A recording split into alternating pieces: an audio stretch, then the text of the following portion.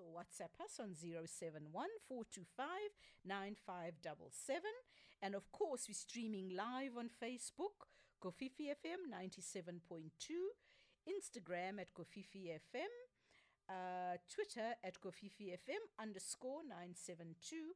And we're also streaming live on YouTube, Kofifi TV, Conversations with Rosemary. Today is a momentous day in the history of South Africa. And I have a very special guest today, but before we get to that, on a lighter note and a patriotic note, and today's events are about patriotism. Congratulations to Caster Semenya for the bronze medal in the 1500 meters last night. We know she was running this race for the first time, so well done to you. And of course to the golden boys of swimming, Van der Berg and Chadler Kloss, 2 gold medals there, the 50 meters and the 200 meters. And of course tonight, it's Simbine and my favorite track star, Wade van Niekerk. So all of you, please, tonight, make sure you're cheering the guys on. And on that note, we have with us today Mukoni Ratshitanga, the former spokesperson of the former President Thabo Mbeki, who now works at the Mistra Foundation, which is wherever. Okay, we'll talk about that.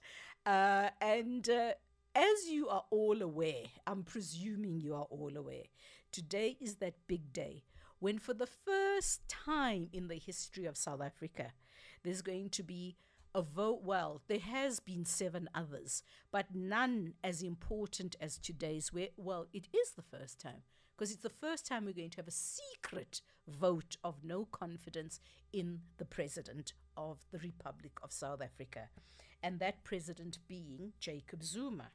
Now, this motion was introduced by the Democratic Alliance, and the motion read, the House, in brackets, National Assembly, has no confidence in Zuma as President of South Africa on the grounds that his leadership is irrational, irresponsible, and reckless.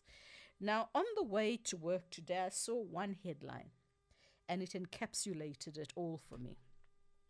Unemployment at a 14-year high. The rest of the world's economies are picking up, their unemployment rates are coming down, and in South Africa, we've reached a 14-year high.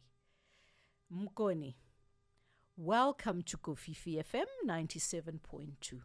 How did we get to where we are today?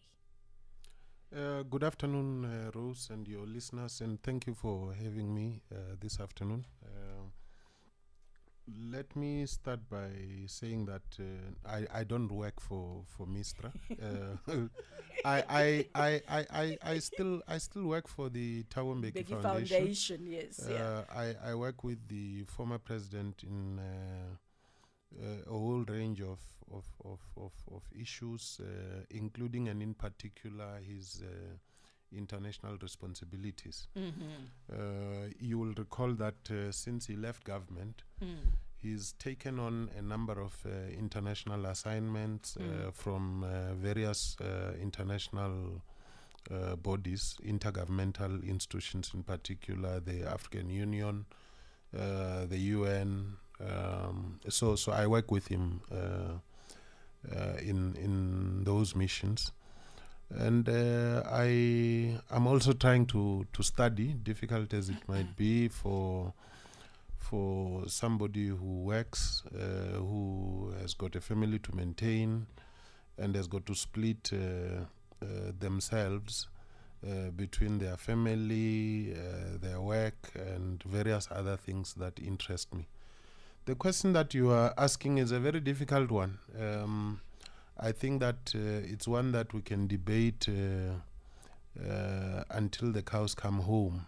But it is one that is very crucial for us to debate, because discuss and debate, because if we don't do that, we, number one, are unlikely to extricate ourselves from the quagmire that we are in as a country. And number two, if we are lucky to extricate ourselves, we might as well repeat the mistakes that we made.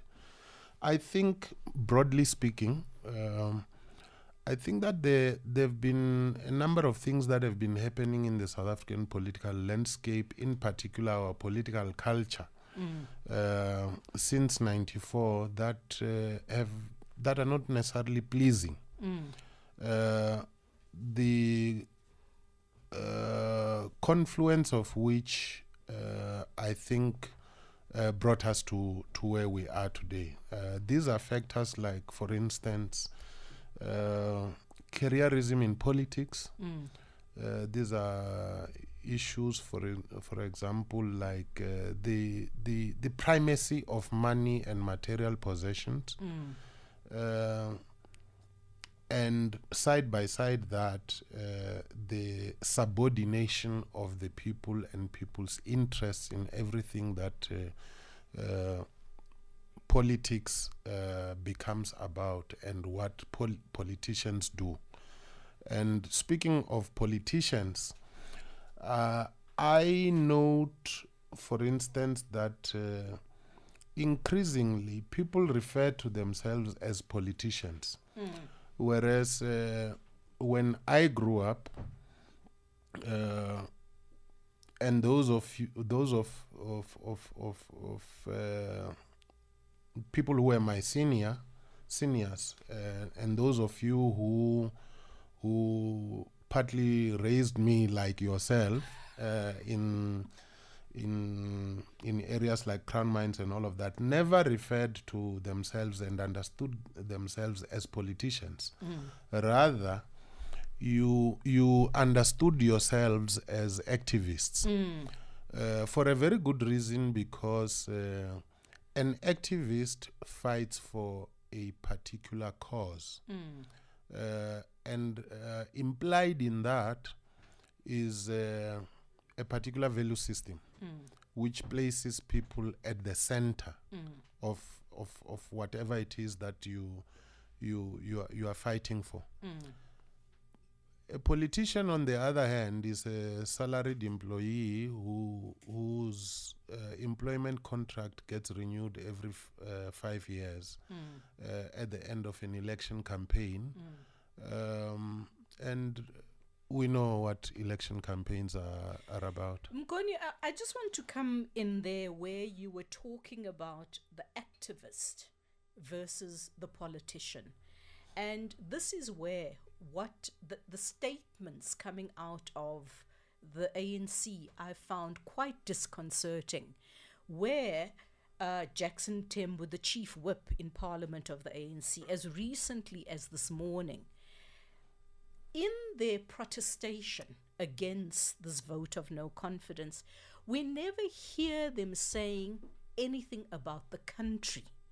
We keep hearing about the unity of the ANC. We keep hearing about it's a vote supporting the opposition. We don't hear about the interests of the people. As you said, if you identify as an activist, the center is the people. Now, this narrative has been missing. We keep hearing, all I hear is it's the unity of the ANC. They want to kick the ANC out of power. Is the vote of no confidence going to kick the ANC out of power? You know, I mean, you were President Thabo Mbeki's spokesperson at the time when he resigned. And the interesting thing about former President Thabo Mbeki's resignation is that it was internal ANC or alliance dynamics that where they said, step down. And he didn't fight, he didn't quibble, he didn't take the country to the precipice. He did the right thing. And what they thought was the right thing. The rest of South Africa might have something else to say. And he stepped down. But the ANC remained in power. So why this time is the ANC basically saying that this vote of no confidence is to kick the ANC out of power? Well, and also this thing of where the country and the interests of the country and the people are not being given supremacy. well, a couple of things, Rose. The first is that I think that we should expect that the ANC, like any political party, would jealously guard against anything which might, in its view, correct or otherwise, might come across as threatening of its unity, existence, survival, etc. I think it's quite natural that any political party would do that. The second is that I think there are qualitative differences between the resignation of former President Mbeki and this vote of no confidence motion that is taking place today. In that, as you say correctly, when President Mbeki resigned, it was at the request of his own party. The matter didn't go or serve before Parliament. But while we're there, I know you want to continue, but Zuma's own party, in the form of the Integrity Commission, has actually asked him to resign as well. Sure, but we can get to that if we have to. But so let me finish my trail of thought. So this one seems to me to be perfectly normal parliamentary politics. A party that is duly represented in Parliament, elected in an election, says rightly or wrongly the president must go, and it tables a motion. So it's taking That's place. just part of democracy. It's taking place within constitutional prescripts. So it doesn't seem to me that there is anything wrong. Of course, parties, we should expect that they will have very many different views about it. But strictly speaking, the motion is taking place within the framework of the Constitution, and I think that we should be happy that people are not seeking to remove the president by means unconstitutional, because then that becomes a problem. And I think any of the political parties represented in Parliament should welcome that. So you actually saying that what is happening is perfectly legitimate, and It any is. opposition party has the right to do that. It is. I think. But I mean, is it a removal of the ANC as a majority party in Parliament? Because this is the narrative that's being peddled. I don't understand it to be a removal of the ANC. What I understand the opposition parties to be saying is that they have no confidence in the President of the Republic, who happens to be a member of the ANC. And of course there are consequences for the ANC whether or not the motion passes. As there are consequences for the country, there's no gainsaying the fact. And I would imagine that it is to the consequences that people are addressing themselves to. They may or may not be right, but What are these consequences? But if whatever people's positions might be, I think it would be far better if they were advanced logically, rationally, factually, so that they can convince me and you and everybody, the citizenry, as to the worth of their argument. The consequences, well, firstly, the way from where I see it, I think that whether this motion succeeds or not, the ANC will never be the same, because though you have had 8 motions? This is the 8th one. Yeah, seven motions before. Not once before have you had such a concentrated national focus at a vote of no confidence than today, and the issues surrounding that motion. They've had an impact on the ANC. They've also had an impact on the national mood. So whether or not the motion succeeds or not, the ANC as a party will have to attend to the issues that are being raised around the motion itself, and others that are related to it. We have seen very many press reports, for instance, about the Gupta emails. The standing of the ANC, the standing of the president, just the integrity of the government and the office of the president as a whole. Those are issues which will have to be attended to whether or not the motion succeeds or not. So it seems to me that there's a lot of work that will need to take place, preceded, of course, by a lot of very careful thinking after this. And I think the ANC, from where I see it, the ANC is addressing itself to those issues without necessarily saying so.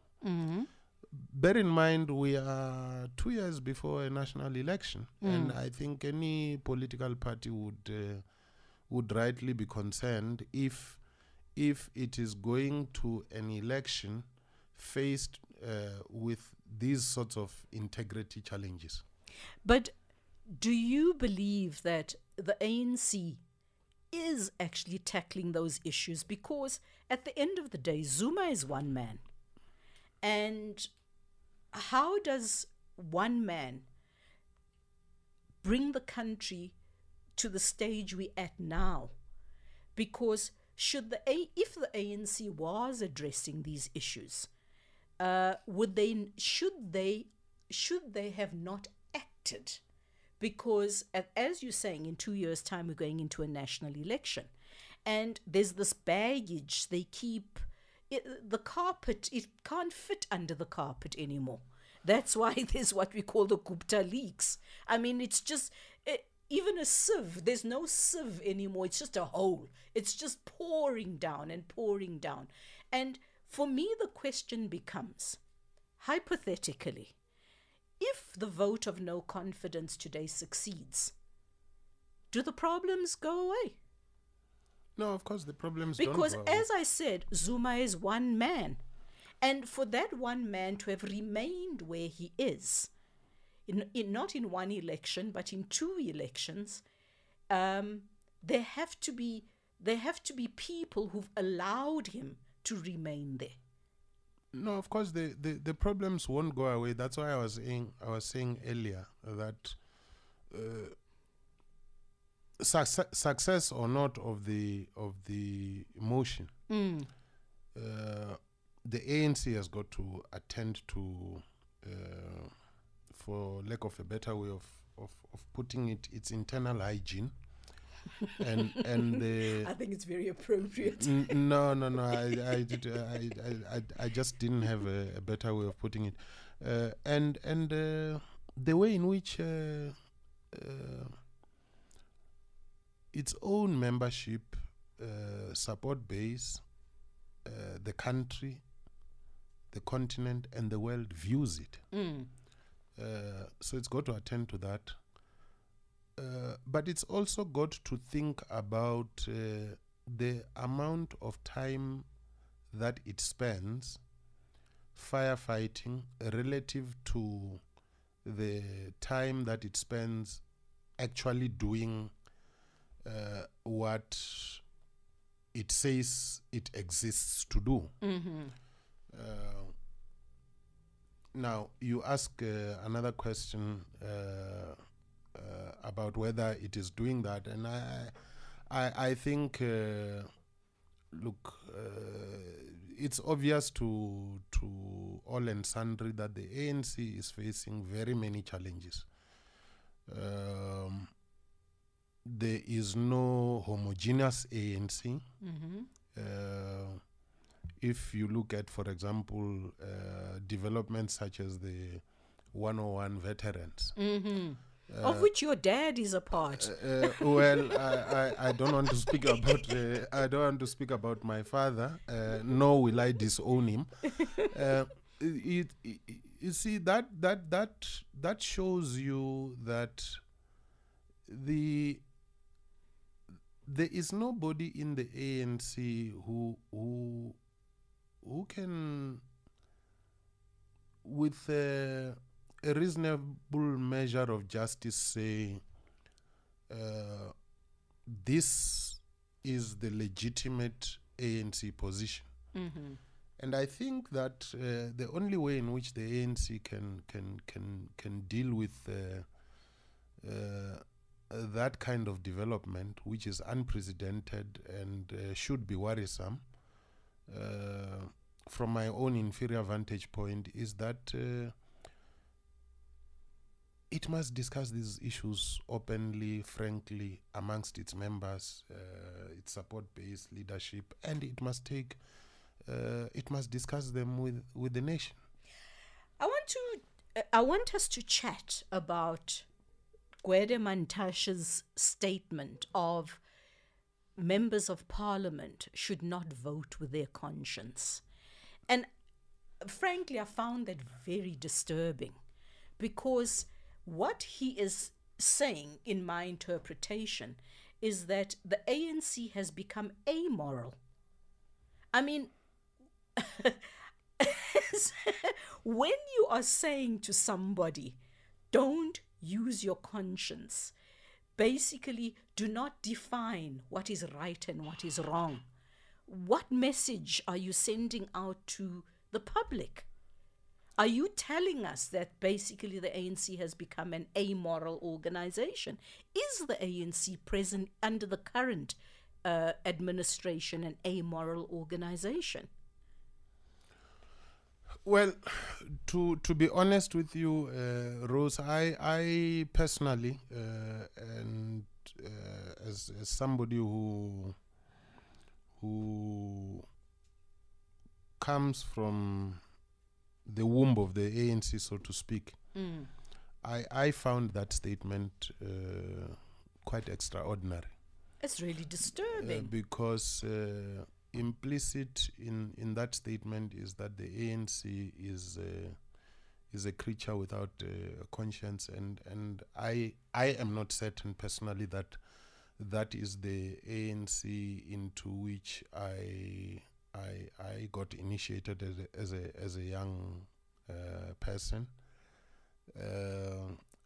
I am not sure that it is a sustainable proposition. You see, it also comes, for example, hot on the heels of another strange slogan which carried the ANC in the last local government elections, Asnavalo. That was arrogant in the extreme. Now, you see, when we grew up let me interpret this for people who don't understand Zulu. Asinavalo means we have no fear.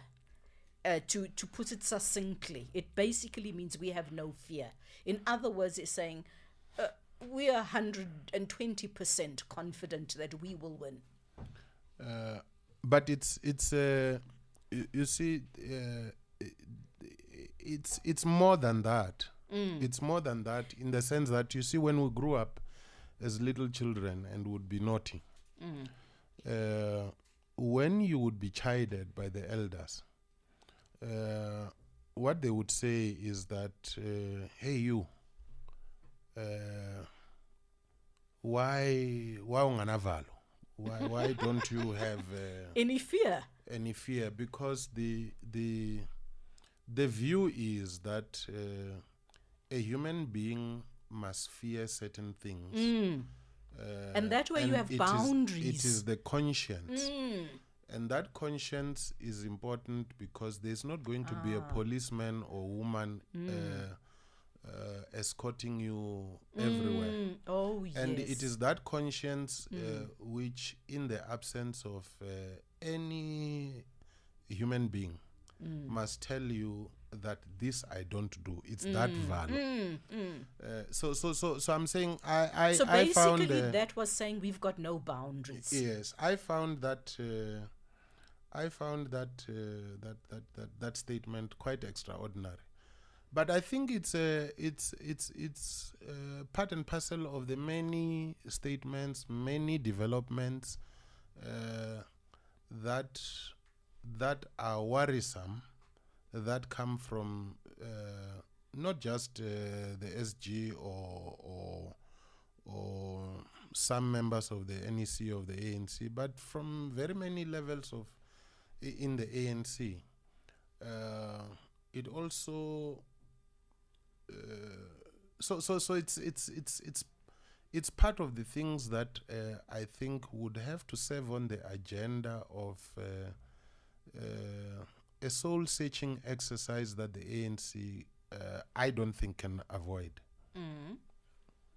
But now I'm going back to the former President Thabo Mbeki.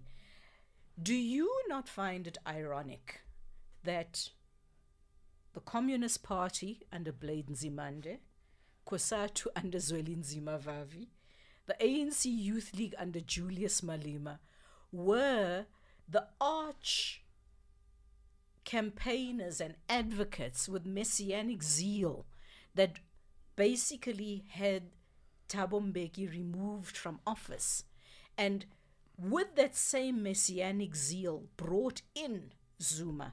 And yet today they are at the forefront of wanting Zuma removed. And for me the question becomes, what kind of judges of character are these people? If we look at Julius, for example, he owes his entire being to Zuma.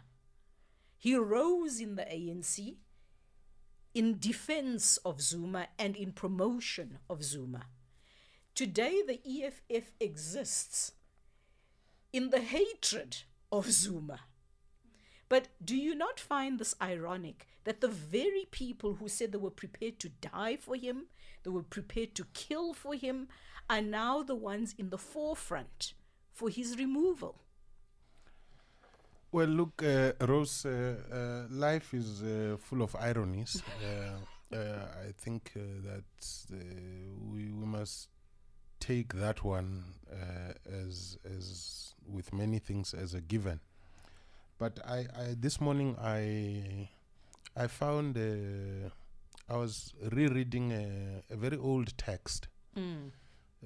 It's a book that I bought when I was in Standard 6 in the early 90s in Johannesburg. When you at Bonato High. Yes, when I was raising you. So you will recall, you will remember this bookstore very well. The one in Braamfontein. No. It was in Plain Street. It was called Pambili Bookstore. Oh yes, I remember it. Scotterville Publishers used to publish a lot there. They used to sell a lot of books there, but it was so. I bought a book which I did not understand, I must confess, back then, but I bought it and read and reread it over the years. There's in that book. This is a book of it's a collection of essays by Soviet thinkers, writers, philosophers, etc. And there was an essay in there by a gentleman called, a writer called Alexander Gelman. He wrote an essay titled First Things First. And one of the things he says is that, and I'm quoting, history, despite the logicalness of its development, is childishly careless with the beginnings and ends of its periods. 10 or so years here or there at the junction of epochs mean nothing to history, while for us, given our short term of life, these whims of history can decide our fate. I think I've answered your question. Yeah, no, you have. All the unemployed people in South Africa definitely know that these 8 years, what it's caused them. But now I want us to talk about, hypothetically, let's say, well, most people are saying that the vote won't succeed. But let's say it does succeed. Now, one of the things that will happen if it succeeds is that the cabinet has to be dissolved, because cabinet members are appointed by the president. So if your boss goes, you go. Now, the reason I'm going into this is this: there's been a lot of talk about the hollowing out of the state. And by hollowing out of the state, people are talking about the lack of quality of the supposed leadership. And a good example is the Minister of Mineral Affairs, Xolani. I mean, he came up with this memorandum of his where he said no more mergers and acquisitions in the mining industry. And we know that you cannot do that if you want to have a viable economy. And the Chamber of Mines rightly went to court to challenge it. But then on Friday, he sends out a tweet that he's no longer opposing the Chamber of Mines, but then doesn't inform the court. For me, this is a whole minister, and he has an entire team of people, which include legal people. But he thinks that by tweeting, he's informed the court. Now, so if we have a dissolution of the cabinet, do you think that there will be ministers? And here we're speculating. Do you think there should be certain ministers removed?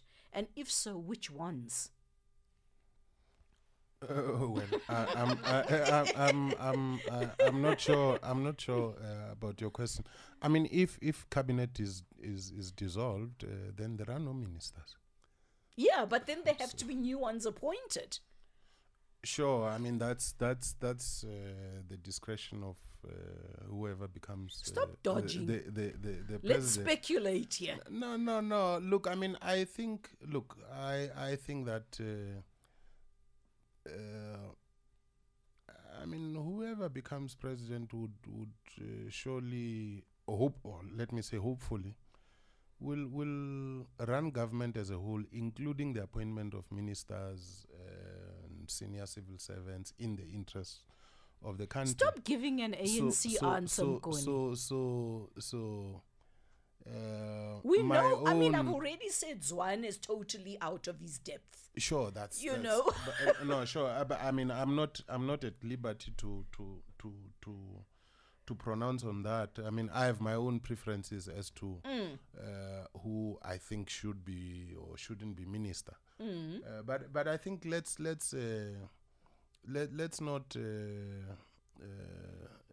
supercharge. Let's not supercharge the circuit. Let's wait for. I wonder if our listeners have opinions on which ministers should get out get out for good. I'm sure Maybe they do. Should let us know. I'm sure listeners would. Basically, we are in the situation that we are in today because of politics. It's got nothing to do with the business sector. It's the politicians that have created the environment that has killed jobs, that has killed the economy, that has rendered so many people unemployed, and is churning out children that have a substandard education. And the thing is, something needs to be done. No, sure, something has to be done. I mean, I was at a dinner last night, and one of my friends expressed this concern in a very sharp way, and he was saying that, look, in his view, if we don't do anything radical and fast enough about the education system, he estimates that in the next 15 years, we will not be able to produce skilled people to run the economy. And I thought that was a very pointed remark, and a concerning one. So I think something needs to be done urgently around issues of education. I think something needs to be done around issues of the economy. I mean, these are hardly intelligent observations. Everybody can see that. Something needs to be done about the governance of the country. But this brings me to the quality of the people that are sent to Parliament as well. And this is something I was asking somebody. I said, being a parliamentarian, whether you become a minister or not, but just being a parliamentarian, you earn an eye-watering salary. But you don't need to have any qualifications. You don't submit a CV. You don't get interviewed, and yet we entrust our country into your hands. And you are the people, some who have never worked in their lives, some who have not gone beyond primary school, are going to make decisions about complicated matters like nuclear energy. And yet, if I have to ask you, do you know what an atom is? So for me, what do we do about and then you want to tell people who run multi-billion rand multinational companies how to run their companies. Yet you've never even run a spaza shop. What mechanisms do we put in place to make sure, because the unfortunate thing is we vote for parties, not for individuals. But what mechanisms can we put in place that the parliamentarians that go to Parliament know how to spell economy at least? No, I mean, Rose. And this isn't an indictment on all of them. It isn't. But unfortunately, the message we're getting out of the ANC is, you will do this. You will vote like this. So the question becomes, why even have members of Parliament then? Because Luthuli House can just send out a directive. No, I think you are raising very many issues, some of which have to do with our own system, but essentially the nature of the South African political party, the kinds of people that it places in various leadership responsibilities, not just in Parliament, but throughout its structures. Some of the issues that you are raising might have constitutional implications. For instance, I mean, countries like the US, for example, the president will nominate members of cabinet who then go through a particular interviewing process by the Senate. And so forth. But that's the US. They arrived there because they evolved in a particular way and all of that. So I think you are raising quite a number of issues that are worth looking at. And hopefully our political parties will have a look at them. I think you should invite them to discuss some of these issues, because my estimate is that the issue that you are raising will increasingly become topical, not necessarily with my generation, but maybe with my children's generation. When I listen to that generation speak, you can sense that their sense of what is important,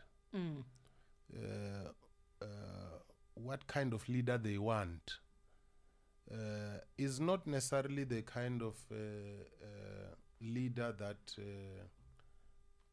I wanted when I was at their age. And that's not surprising, because I grew up in a very different South Africa, where the challenges were different, the issues were different, and the sense of what is urgent and what's not centered around the need to end the system of apartheid. Now it's quite different. We are 23 years into the democratic dispensation.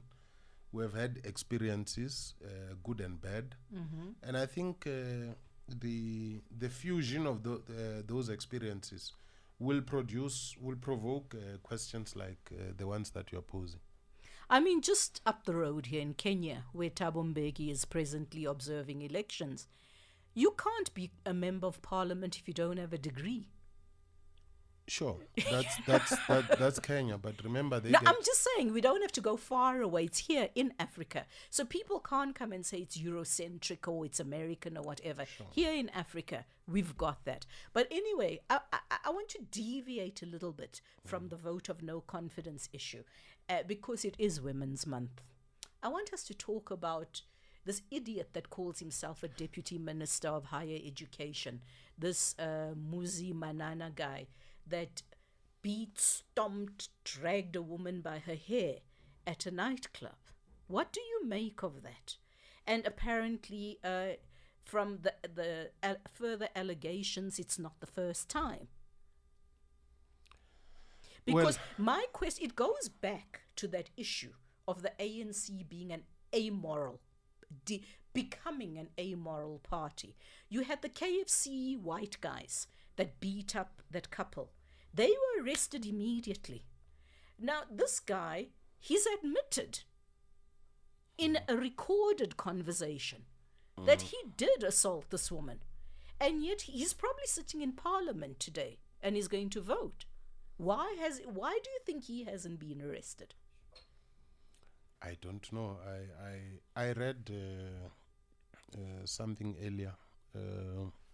I don't know how far true that is.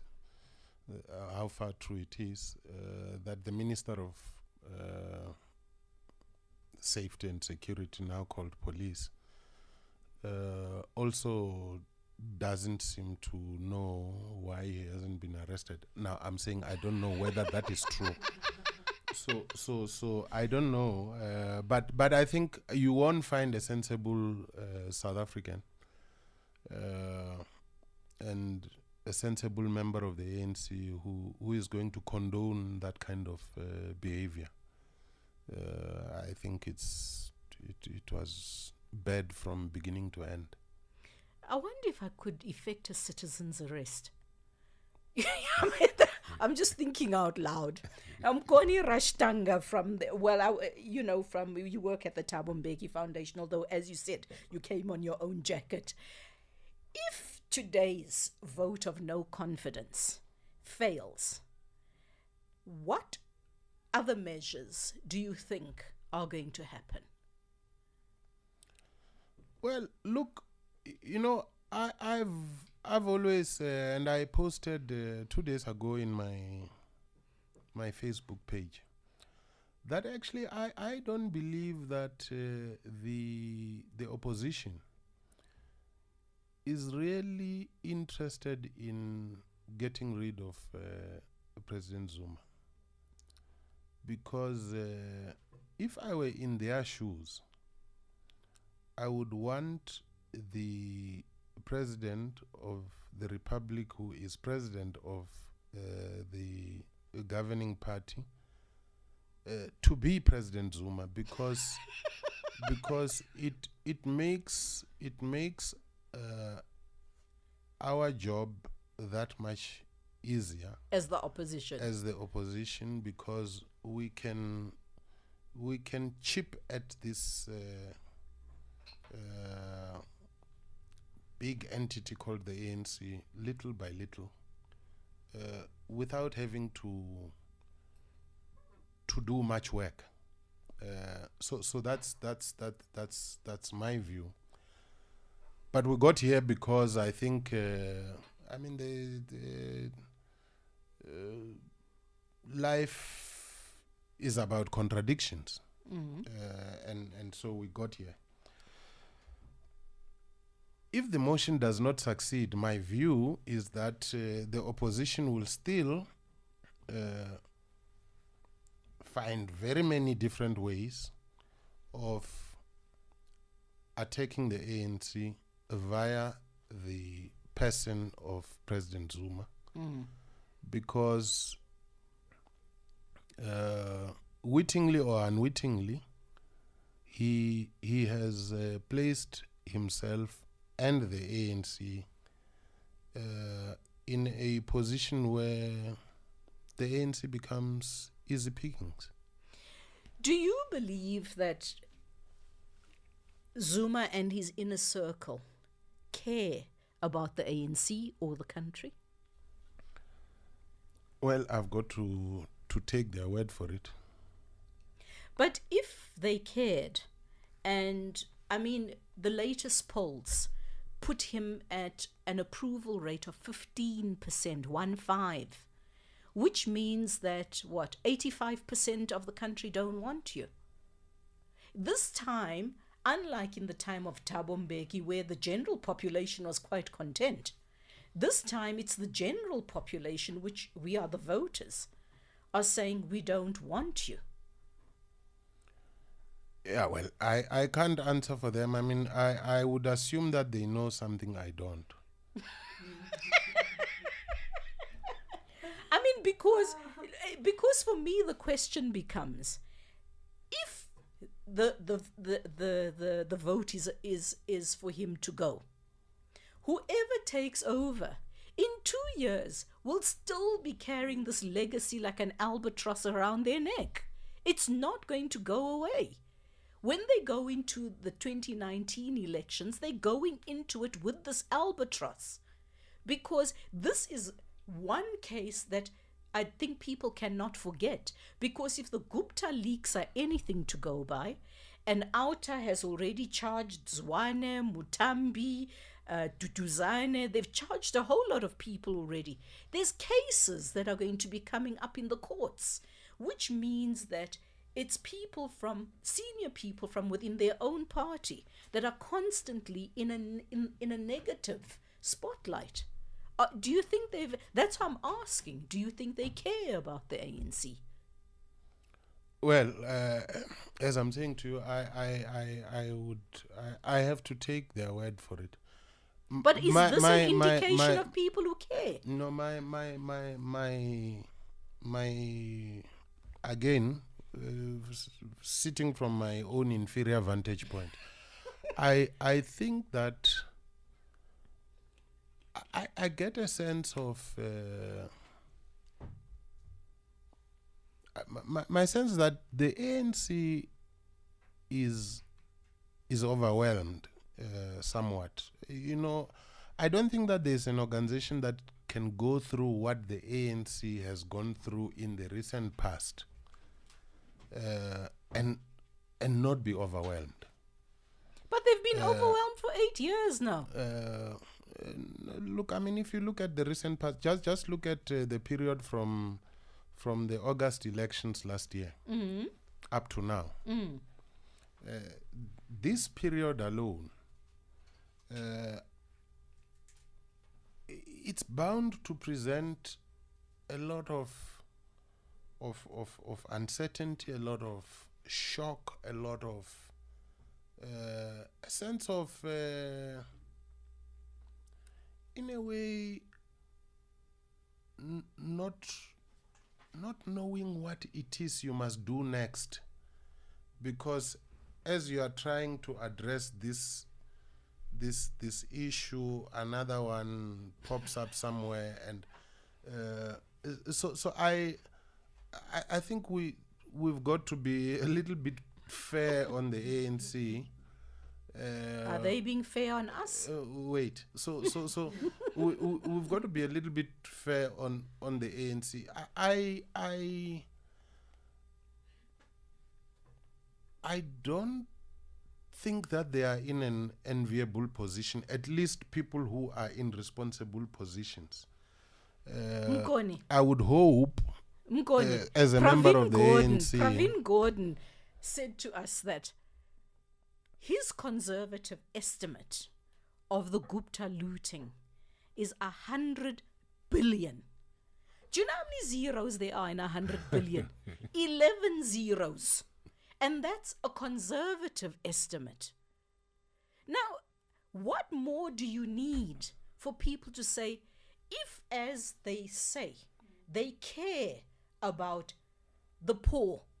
Because that's the message. Yes, maybe in the first 15 years, I don't know now. But if they cared about the poor, shouldn't they be in a flat panic and be saying, guys, this is just not on. Let's sort this out and get our money back. No, but I said earlier, Rose, that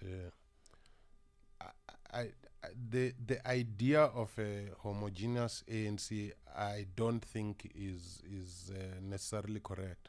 There are people I know in the ANC who deeply care, who are very worried about the ANC, who want the ANC to resolve its challenges, to get back in, to even kill, and to continue to fulfill what in ANC language is fulfill its historical mission. So it's not as if the ANC is all thinking with one head, speaking with one mouth. But is Gwede not the one mouth? Gwede Mantashe is the Secretary General of the ANC, but I'm saying he is not the ANC. There are many people who in the ANC that I know, friends of mine, acquaintances, who I know are very concerned about the future of the ANC and the future of the country. So, we've stolen time from the news people. We've got to go. So, if the ANC wins today's vote, do we conclude that the ANC is an amoral party? No, I don't think that would be a fair conclusion. I think the fair conclusion to reach would be that the internal dynamics in the ANC are such that the view that says President Zuma should continue as President of the Republic has won the day, and again. So then we hold them all to account collectively thereafter, then, because they've given him yet another breath of air. I'm sure the ANC would not have a problem with being held to account collectively. And on that note, we apologize for having stolen time from the news, but now we're going to watch television to watch the secret ballot in motion. From me, Rosemary, goodbye. There's a debate before that. Hierdie geskakel op 97